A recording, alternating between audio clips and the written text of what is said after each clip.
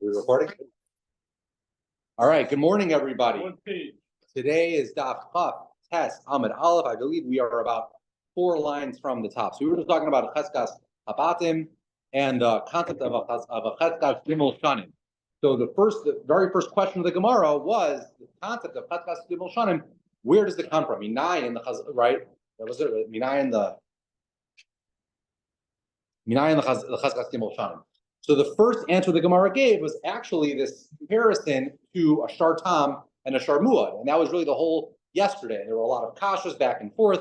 And ultimately, the Gemara generally defended a lot of these kashas, but ended up saying that this would only work according to one of the shitas in the Mishnayos. So it's only going to work according to the shita that says that you don't need a full 3 years. You can even do it quicker than 3 years, which was the shita of Rabbi Yishmael in our Mishnah. But what about the shitas Tachamim? So we kind of were left without an explanation. Yoel ended the show yesterday on a bit of a cliffhanger, right?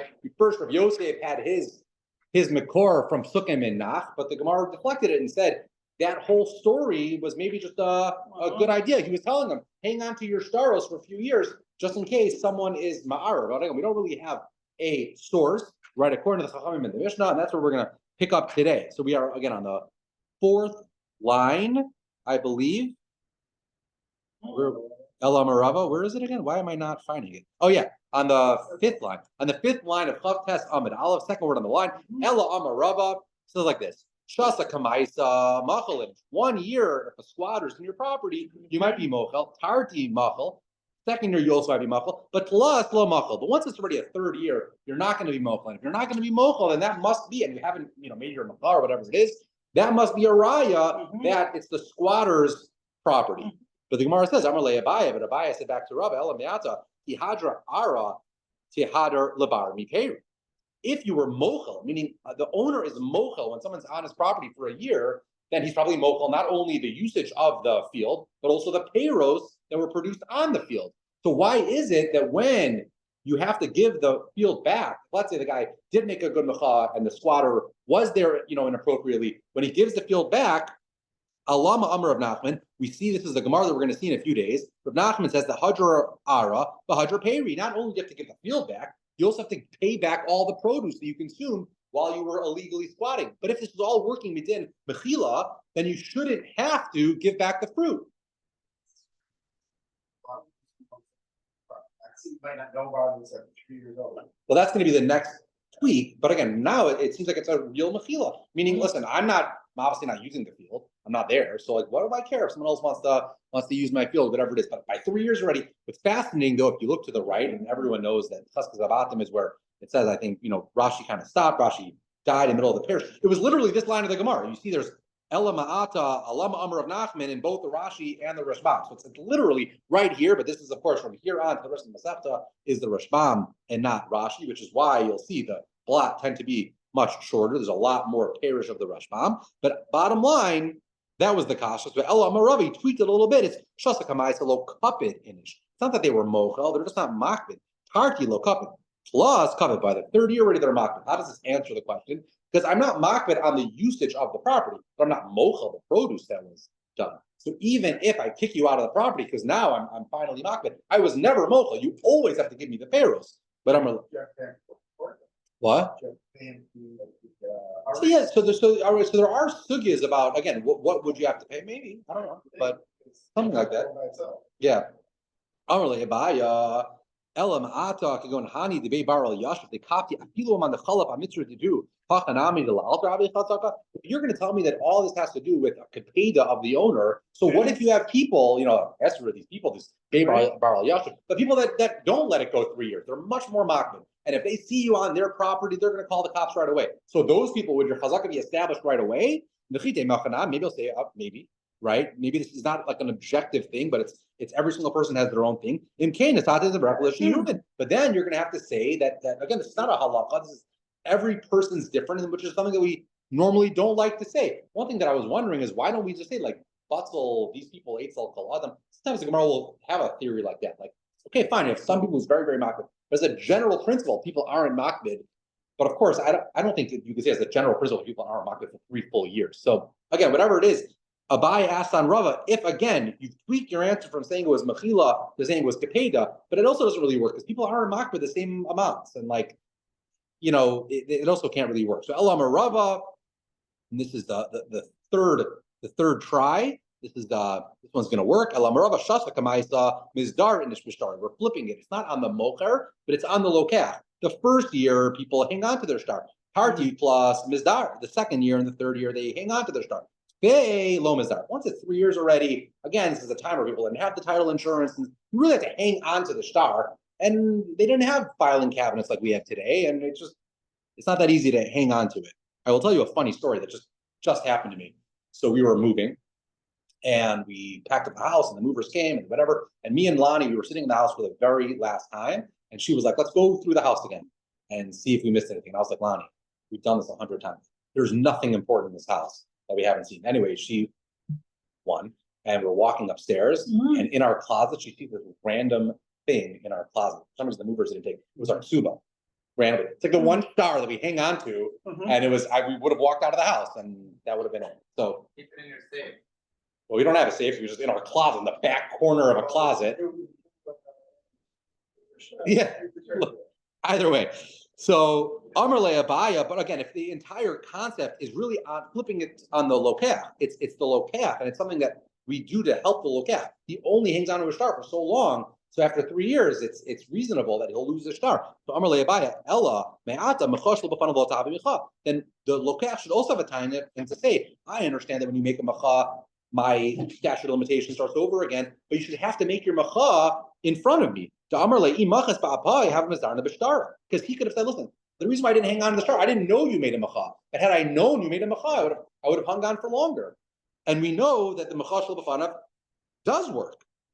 The Amar Le, the famous line that we had in yesterday's stop and have again now, Chavra Islay, Chavra Islay. We say even if it's a macha, shelo b'fanav, word gets back to you. The reality is people talk and people gossip, and if this guy made a macha, you would have known about it. And therefore, the fact that he didn't make the macha in your presence is not a raya or anything like that, or isn't a reason for you to have become careless with your shtar. Okay, so Amar Rav Huna, Nu Alacha.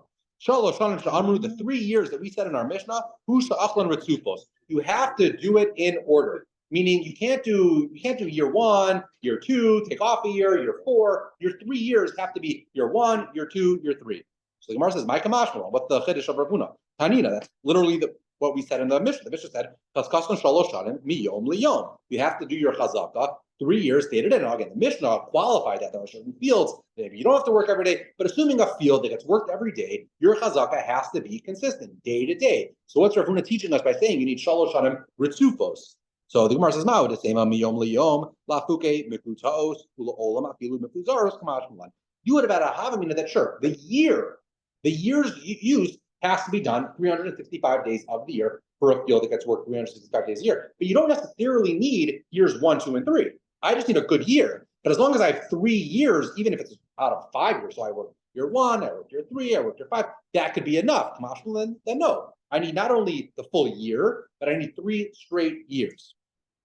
Amar Rav Chama, so Rav Chama said, "Umodi Rav Huna, but Rav Huna will be moda, but Asri the Movri Bagi, that in a place where people do take years off when they work their fields. Like sometimes people might have a theory that it's good for the year to take off. So maybe every third year you take the year off. So in that type of situation, you can take the year off, and your chazkas gimel shana might just take 4 years, right? You might work at year 1, year 2, take off year 3, work at year 4. But again, if that's what people do, so then that's okay. You just need to be consistent use that will put the real property owner on notice that someone's in his field for 3 years. So the custom of the town is that everyone takes a year off at some point. So you taking a year off doesn't look funny, and therefore he still should have made his macha. Now your chazaka won't be done after 3 years; it'll be done after 4 years. You need 3 years of consistent work, but you're allowed to take a year off. But the Gemara says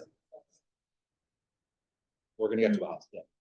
So the Gemara says pshita. I mean, if that is how people use the fields, it's really the concept that underlined the entire mission, right? You have to look at a stay loving, you have to look at this, you have to look at that. So again, if people take the year off, so it's pasha. What's he trying to teach us? Lo tricha the ika the mover, the ika lo mover. The Gemara says this is not like everyone does it this way. There are those in the town that do it this way. There are those in the town that don't. The high gavra movra, this particular buyer, right, is someone that likes to take the year off. And Ma'ud is immutable havamina that the original owner could have a time and he could say, Amarle in Isa Didi Dahu Ibai Lela Mizra. The original owner, maybe you would think could say, listen, this was your field. There are people here that don't take the year off. How was I supposed to know? I saw you not work in the field. I assumed that was your way of, not working the field consistently. But Kamash Malan, that the buyer has a taina to Amarle, Chada Ara Bakula Bagalo Matina Linter. He really, the Gemara says, it depends, right? We just said half the town does and half the town doesn't. So this guy has a claim, this property owner.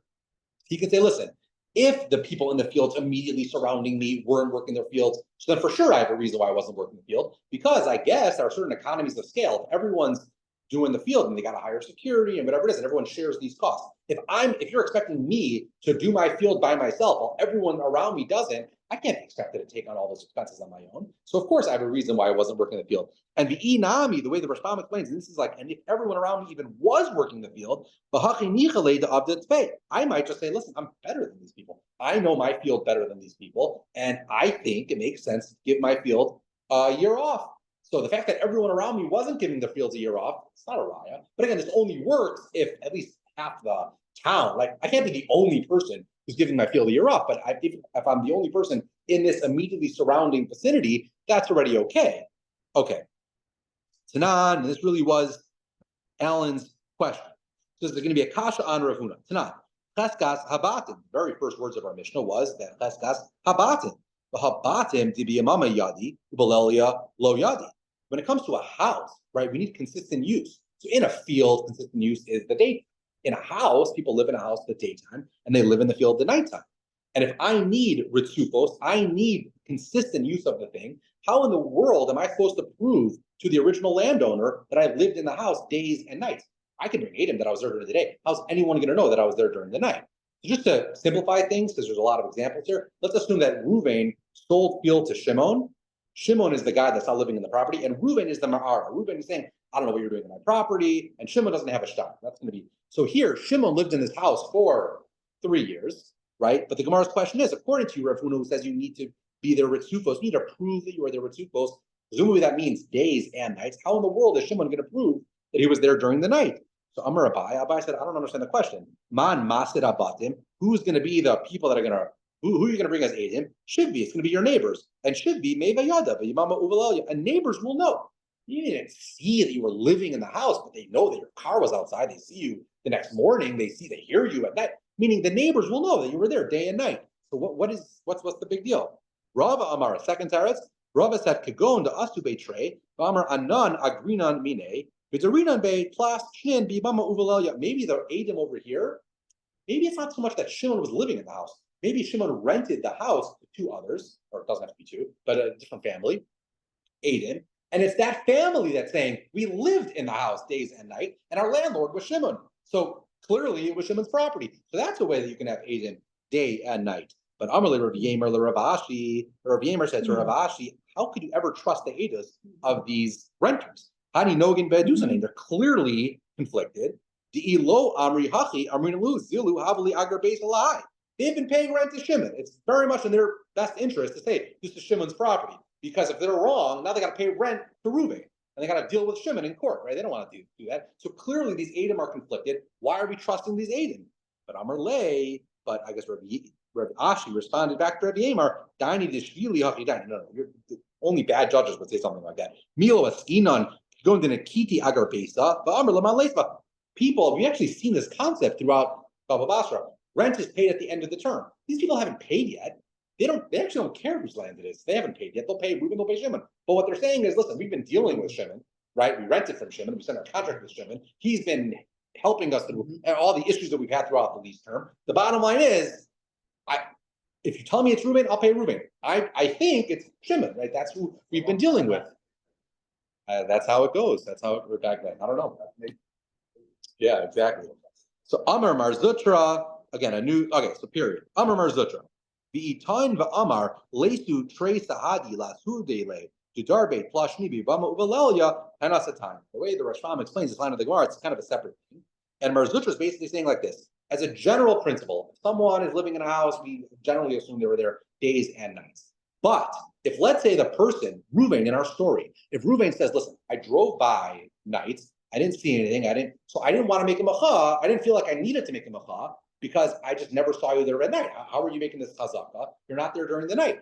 If he says something like that, but the time is bari, I was there at night. I didn't see anyone. We force Shimon to have to bring a raya that he was there during the day and the night. Meaning, as a general principle, we'll go with a person lives in their house day and night, whatever it is. But if the guy is coming, mikoach atainus bari, if Reuben is saying, I have reason to think that you weren't there at night, we do force Shimon to bring Eidos that he was there during the day and the night. But Umodi Marzutra, and Marzutra is going to say, sorry, is there a question? Sure.